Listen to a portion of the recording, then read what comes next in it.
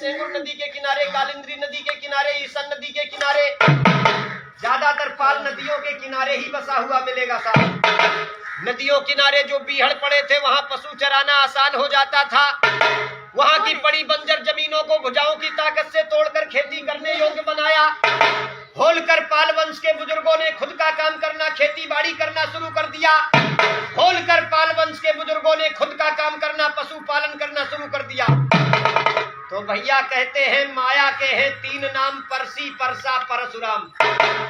अगर किसी रईस आदमी का नाम कल्लू है तो लोग बड़ी इज्जत से उसे कल्याण सिंह कहते हैं, और अगर किसी गरीब आदमी का नाम कल्लू है तो लोग बेइज्जती के साथ उसे कलुआ कहकर बुलाते हैं। जब तक राजपाट चलता रहा अपने वंश के लोग चंद्रवंशी, होलकर, गढ़तोड़, छत्री, ढेंगर और नीखर कहे जाते रहे। लेकिन बाबूजी जब अपना राजपाट समाप्त हो गया तो उस गढ़तोड़ छत्री शब्द को बिगाड़कर लोगों ने गड़रिया कहना शुरू कर दिया। संस्कृत भाषा में भेड़ को गाड़र कहा जाता है। भारी मात्रा में प्राचीन काल में गाड़र पालने के कारण संस्कृत के विद्वान ब्राह्मणों ने संस्कृत भाषा में अपनी जाति का नाम गड़रिया रखा था, वरना आप लोग गड़रिया नहीं हो साहब। ये केवल संस्कृत भाषा का एक व्यवसायिक शब्द है। शंकरगढ़ की रियासत में शंकर सिंह नाम का राजा हुआ था, जो युद्ध में दुश्मन के ऊपर बाघ की तरह झपटता था, जिस कारण से लोग उसको बाघेला बाघेला कहा करते थे। शंकर सिंह बाघेला के नाम से सबसे पहले अपनी जाति का टाइटल नेम बघेले रखा गया था।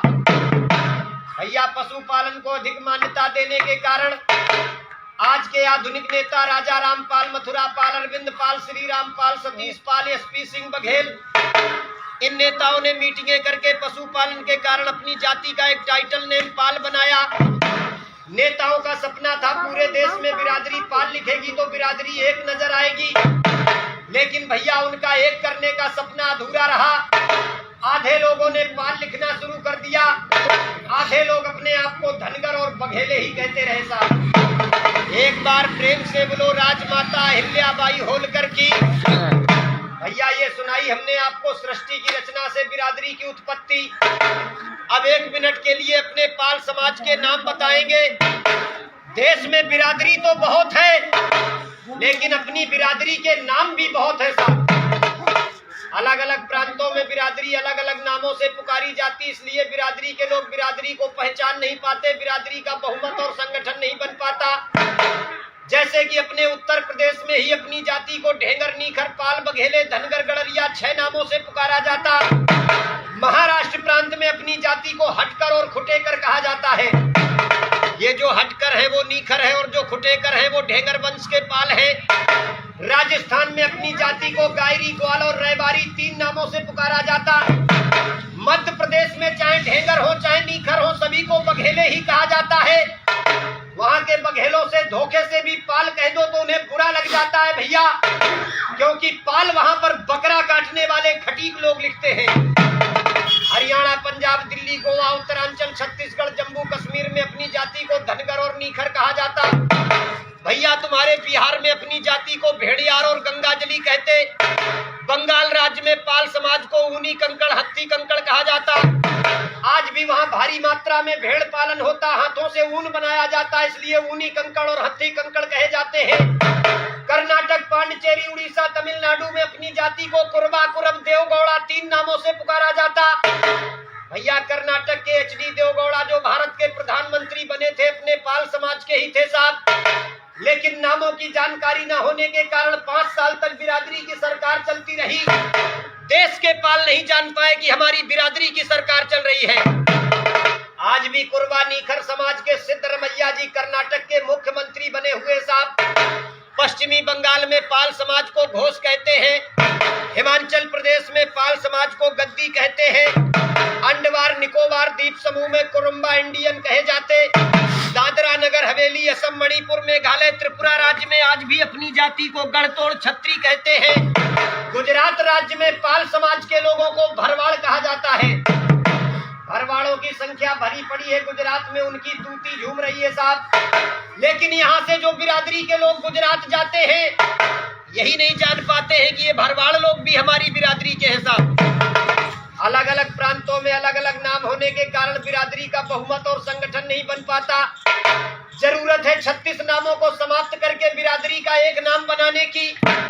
इसलिए गांव-गांव अपने पाल भाइयों से हम हाथ जोड़कर प्रार्थना भी करते हैं, चाहे पाल लिखो या बघेले लिखो, जो भी लिखो सब लोग एक ही चीज लिखो। जिस दिन पूरे देश में अपनी जाति का एक ही नाम हो जाएगा। मैं घूमा हूं पाल समाज में, मैंने देखा है कितना है देश में पाल समाज। एक नाम के सहारे पालों की वो संख्या उभर के सामने आएगी। बिना पालों से पूछे बाबूजी कोई सरकार नहीं बन पाएगी। आज भी सरकार बनाने में पाल समाज का बहुत बड़ा योगदान रहता है, लेकिन वकील साहब टुकड़ों में बटे होने के कारण कहीं कोई स्थान नहीं मिलता है।